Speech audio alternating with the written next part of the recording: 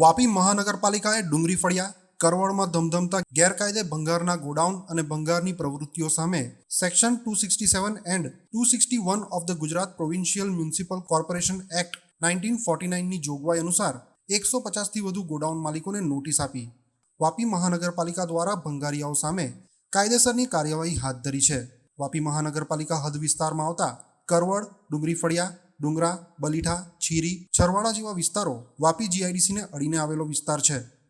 આ વિસ્તારમાં અનેક નાના મોટા ભંગારના ગોડાઉન ધમધમી રહ્યા છે, જેમાં મોટાભાગના ગોડાઉન ગેરકાયદેસર હોવાનું અનેકવાર સાબિત થયું છે.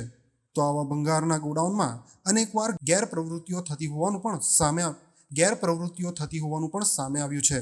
આ ભંગારિયાઓની જીઆઈડીસીના ઉદ્યોગોમાંથી વિવિધ પ્રકારના કેમિકલ વેસ્ટ, હેઝર્ડસ વેસ્ટ, નકામો ભંગાર આવા ગોડાઉનોમાં એકઠો કરે છે, જેમાં ક્યારેક આગ લગાડીને કે આગ લાગવાથી પર્યાવરણને નુકસાન કરે છે, તો સાથે જમીન અને જળને પણ પ્રદૂષિત કરે છે. આવી અનેક બાબતો ધ્યાને આવ્યા બાદ પણ છેલ્લા ઘણા સમયથી જીપીસીબી કે અન્ય કોઈ પણ તંત્ર આ અંગે યોગ્ય કાર્યવાહી કરતું ના હોય આ ભંગારિયાઓ બેફામ બની ગયા હતા.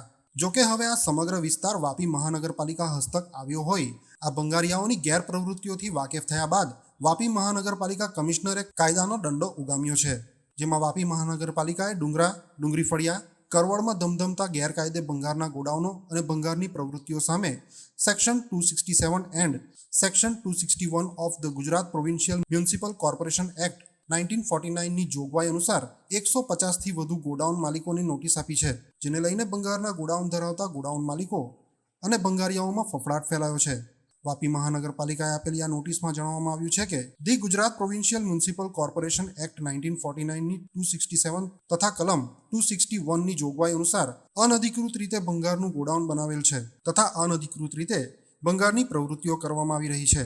અનધિકૃત બાંધકામ સંબંધમાં ફરમાવવામાં આવ્યું છે કે તમોએ સક્ષમ ઓથોરિટીની મંજૂરી વિના અનધિકૃત રીતે ભંગારનું ગોડાઉન બનાવેલ છે અને જોખમકારક ભંગારની પ્રવૃત્તિઓ કરતા આવેલ છે.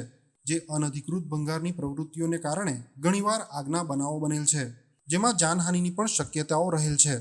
જે અનધિકૃત ઉપયોગની પ્રવૃત્તિઓ તાત્કાલિક બંધ કરવા જણાવવામાં આવે છે તથા પ્રશ્નવાળું ગોડાઉનનું અનધિકૃત બાંધકામ દૂર કેમ ન કરવું તે અંગે દિન 3માં લેખિતમાં building permission, building use permission અથવા અન્ય કોઈ પરવાનગી મેળવેલ હોય તો સાધનિક પુરાવા રજૂ કરવા જણાવવામાં આવે છે.